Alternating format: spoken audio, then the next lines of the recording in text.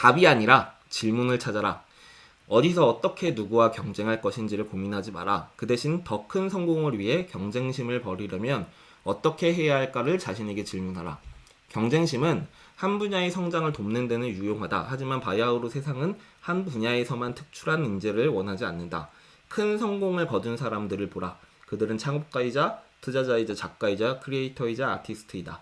한 우물을 판 사람이 아니라는 뜻이다. 경쟁심을 버려야 한다. 대부분의 사람들이 경쟁에서 승리하는 것이 성공이라고 합의한 것을 깨라. 성공은 아주 극소수의 사람들만 동의할 것 같은 진실을 손에 넣는 것이다. 인생을 걸어볼 만한 것이 있는가? 그렇다면 답이 아니라 질문을 찾아야 한다. 저는 이 문장 여러분들한테 왜 소개하냐면요, 이 책에서 얘기하는 이 경쟁심은 한 분야의 성장을 돕는 데는 유용하지만 세상은 그렇게 단순하지 않다는 거잖아요. 이 얘기를 오해하지 않으셨으면 좋겠어요. 그럼에도 불구하고 경쟁심은 필요해요. 왜냐하면 한 분야에서 인정 영역으로 넘어가기 위해선 일단 한 분야에서 탁월해지셔야 되거든요. 제가 이 얘기를 통해서 여러분들한테 말씀드리고 싶은 건, 우리가, 이거는 경영자도 마찬가지고 실무자도 마찬가지인데요, 우리가 어떤 장벽을 만났을 때 가장 쉽게 도망칠 수 있는 방법이 뭐냐면, 이것을 해결할 수 있는 기술을 배우거나 이것을 해결할 수 있다고 주장하는 사람을 찾아가는 거예요. 그런데 언제나 어때요?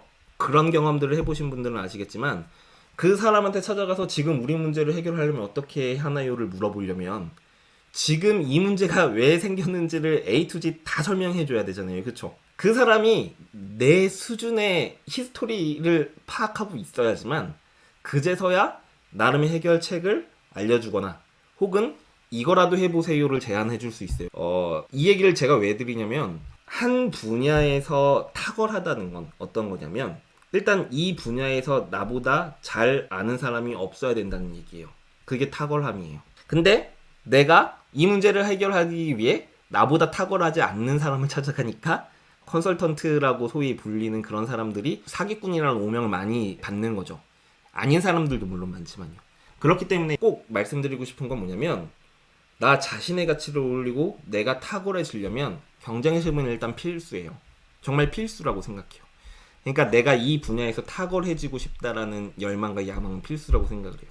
근데 자, 어느 시점부터는 경쟁심이 다른 사람과 비교해서 내가 그 사람들보다 더 뛰어나고 싶다는 열등감이 아니라, 어느 순간 어느 시점부터는 이 경쟁심이 그냥 힘, 에너지로만 작동되는 구간이 생기거든요. 그 구간에 대해서 제가 좀 설명을 드리고 싶어요. 제가 첫 번째 회사에서 디자이너로 입사했을 때 제가 제일 불만이었던 건 뭐냐면, 나의 성과가 기획자의 기획 퀄리티에 좌지우지 된다는 거였어요. 내가 아무리 디자인을 열심히 잘해도 기획자의 기획이 형편없으면 저는 그냥 몰아서 디자인이 구려서 매출이 나오지 않는 거야 라는 얘기를 들었거든요. 그래서 제가 그 얘기를 듣기 싫어서 기획을 공부하기 시작했고, 기획까지 제가 직접 한 거예요. 그렇게 열심히 직업을 바꿨죠. 저는 웹디자이너로 시작을 해서 기획자라는 직업을 거쳐서 마케터가 되었다가 이런 식으로 직업을 이동했어요. 근데 어떤 사람들은 방금 전에 말씀드렸던 것처럼 그 사람이 가지고 있는 툴적인 부분에 매몰되기 시작하거든요. 예를 들면 이런 거예요. 지금 페이스북 마케팅을 내가 했는데 안 돼. 그럼 페이스북 마케팅을 배우려고 하거나 그쪽 전문가를 찾기 시작해요. 혹은 광고의 성과를 분석하는데 내가 구글 애널리틱스로 이게 성과가 분석이 안 되니까 다른 성과 분석 툴을 사용할 수 있는 사람. 이런 기술적인 학습에 점점 매몰되는 사람들이 생겨나거든요. 실제로 아마 주변에서도 그런 사람들이 있을 거예요. 근데 여러분, 정말 중요한 게 뭐냐면, 내가 디자인을 할 때 사용할 수 있는 툴이 1개에서 2개, 3개, 4개, 5개가 됐다고 내 자신의 몸값이 2배, 3배, 4배, 5배가 되지 않아요. 마케터가 사용할 수 있는 분석 툴이 하나에서 2개, 3개, 4개, 5개가 된다고 2배, 3배, 4배, 5배로 몸값이 올라가지 않아요. 왜냐하면 그 회사마다 그냥 사용하는 툴을 숙지하고 스터디만 하면 되거든요. 그걸 활용하기만 하면 된다는 거예요. 회사마다 사용하는 툴이 여러 가지일 리가 없잖아요. 회사마다 사용하는 툴은 정해져 있어요. 그럼 어떻게 자신의 가치가 올라갈까요? 그거는 여러 가지 인적 영역의 직업을 거쳐야지만 나의 가치가 올라가요. 그러니까 디자이너가 사용할 수 있는 디자인 툴이 올라간다고 몸값이 올라가는 게 아니라 기획력을 갖춘 디자이너가 돼야 연봉이 올라가요. 그리고 마케터가 여러 가지 툴, 여러 가지 환경에 퍼포먼스 마케팅 집행 이력이 있다고 해서 연봉이 올라가지 않아요. 예산을 1,000만 원부터 1억, 2억, 3억까지 다 집행해봤다고 몸값이 올라가지 않아요.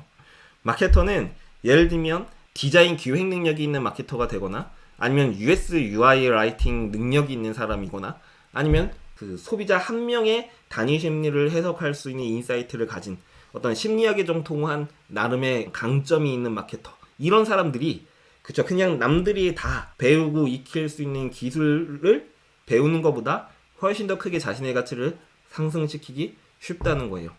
그래서 여러분들 보시면 C레벨이 되면 될수록 빈 공백을 그냥 자기가 찾아서 들어가요.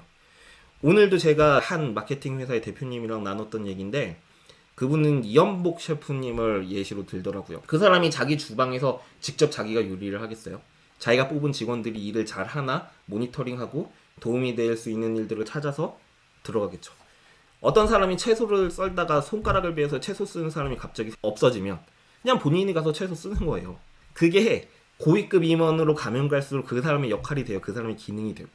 그러니까 조직이 누구 하나 공백 없이 돌아가고, 심지어는 그 일을 담당하는 사람이 한 명도 없어도 매출을 내는 조직을 유지, 운영할 수 있는 사람이 임원의 역할이에요.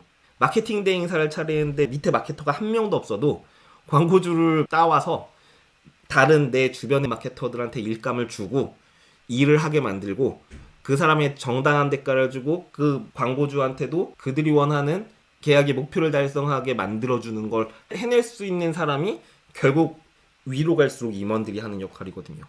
그 사람들이 자기가 활용할 수 있는 자원이 밖이 아니라 안에 있다고 생각을 해보세요. 훨씬 더 생산성이 올라가고 훨씬 더 높은 목표를 달성할 수 있겠죠. 그러니까 꼭 말씀드리고 싶어요. 우리가 성장할 때 우리가 임계점이라고 많이 하죠. 우리가 한계까지 뭔가를 도전한다고 할 때요. 저였다면 디자이너였을 때 상세 페이지를 많이 만든 경험이었겠죠. 그 경험 때문에 이직했을 때 마케터 포지션이 아니어가지고 누가 시키지도 않았는데 하루에 12개씩 광고를 분석했잖아요. 12개씩 광고의 목표와 커뮤니케이션 메시지와 광고의 컨셉과 내 생각을 A4 용지 한 장으로 정리해서 분석을 했는데 하루에 12개씩 했으니까 저는 하루에 12장의 레포트를 누가 시키지도 않았는데 쓴 거예요. 그것도 야근하거나 철야까지 하면서, 그 일을 다 못하면. 그렇게 6개월 동안 하니까 이미 그 영역에서 전문가라고 인정받았던 사람들의 인사이트가 아니라 제가 공부하고 파악한 인사이트가 훨씬 더 현실적이고 실무에 활용하기 좋은 정보였어요. 정말로 그래요. 근데 여러분들이 인접 영역으로 확장할 때 항상 두려운 게 뭐예요? 모르기 때문이잖아요. 내가 할 수 있을까라는 불안감. 그쵸? 이 두려움 때문에 여러분들이 언제나 실행이 두려워지고, 그래서 결국은 게으르다는 합리화에 빠지게 되는데, 제가 꼭 말씀드리고 싶어요. 이 정도 노력은 하셔야 돼요. 이 정도 노력. 그렇게 되면 이 경쟁심이라는 걸 저는 고양감이나 항상심으로 여러분들한테 많이 설명하는데, 누군가를 이기기 위한 투쟁 본능이 결국 나 자신을 이기기 위한 원동력으로 작용할 때가 많아요. 아무하고도 경쟁하지 않아요. 왜냐하면 경쟁 대상이 없어요. 왜냐하면 저처럼 사는 이 삶의 방식은 지금 제가 38년 동안 제가 만들어낸 방식이기 때문에 어떤 비슷하게 살고 있는 사람을 찾을 수도 없고, 그리고 어느 일가를 이룬 사람들은 다른 사람을 모방하거나 연구할 생각 가지지도 않아요. 오히려 내가 지금까지 삶을 살아온 그 궤적에 영향을 줄 수 있는 현자들의 책들, 원론적인 지식들을 찾을 수 있는 그런 채널들을 계속 찾지, 이 문제가 생겼을 때 이거 어떻게 해결해요?를 찾지 않는다는 거예요. 그건 내가 찾아내야 되는 걸 알고 있기 때문에. 그렇기 때문에 말씀드리고 싶어요. 답이 아니라 질문을 찾아야 한다고. 그러니까 내가 지금 이거를 해결하려면 어떻게 해야 될지를, 우리가 옳은 방향의 질문을 찾아낼 수 있으면 반드시 해결책도 옳은 방향으로 나올 수 있다는 것, 이걸 꼭 말씀드리고 싶고요.